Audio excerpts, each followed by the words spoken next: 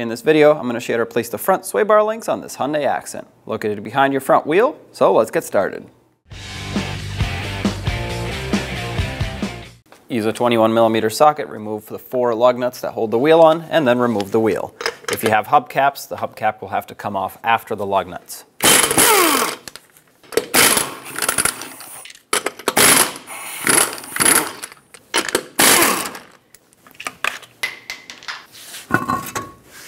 Here's our sway bar link. Let's disconnect the top first. It bolts onto the strut. Mine is fairly rusty, so I sprayed it down with rust penetrant. Next, I'm going to take a wire brush and try to clean up these threads. This will help me take it off. When the threads are really rusty like this, it actually stops the nut from spinning, especially if you're doing this by hand without power tools. This is going to be fairly difficult. Also, keep in mind, if you're going to add heat, I recommend an induction heater because a flame is very close to the shock absorber part of the strut, and it can be dangerous. I'm going to apply some heat to the mounting nut. That should help me take it off.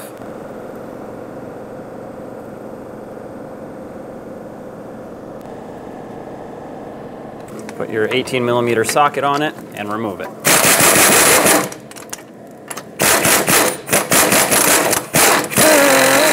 Okay, looks like we'll have to hold the backside with pliers even though we applied heat. I'm going to put a 17mm on the backside. It's got a cutout that allows you to hold it, and my socket back on the front.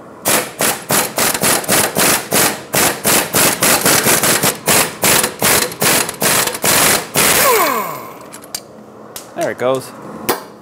Remove the sway bar link. Same setup on the bottom here, 18mm socket. I'm going to try and break this mounting nut free first. I did the same procedure here. I sprayed it, I wire brushed it. We'll see if we have to put any heat into it.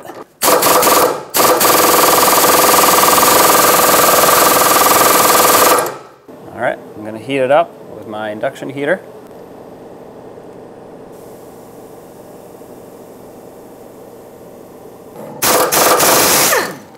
There we go. There's your sway bar link.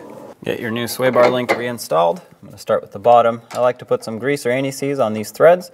Not only will this help installation for the mounting nut, but also it'll prevent this from getting super stuck in the future. Same size socket, 18mm on this new mounting nut. As for the wrench to hold it, I'm using a 5/8 thin wall wrench, but a 17mm should also work. Okay.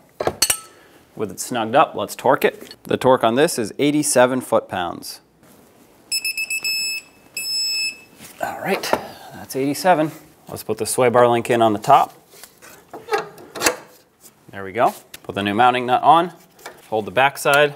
Let's snug it up.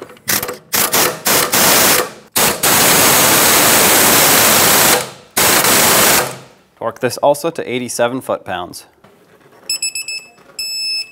That's it right there.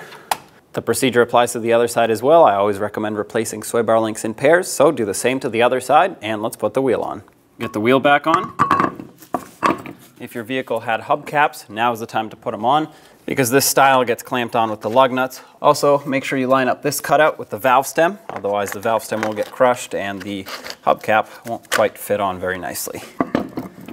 Hold the wheel on and start on the 4 lug nuts that hold the wheel on. After this, we'll bottom them out, and the torque for this is between 65 and 80 foot-pounds. I'm just going to go for 80 on the tighter side. Snug these up in a cross pattern to seat the wheel evenly.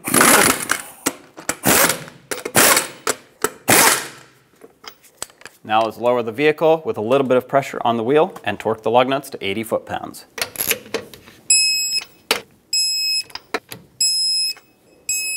Double check them.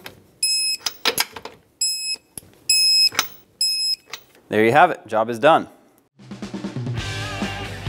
When only the best will do, demand TRQ. The only company that lets you view before you do. TRQ is committed to offering the highest quality aftermarket auto parts that are engineered for peace of mind. Thanks for using and viewing with TRQ.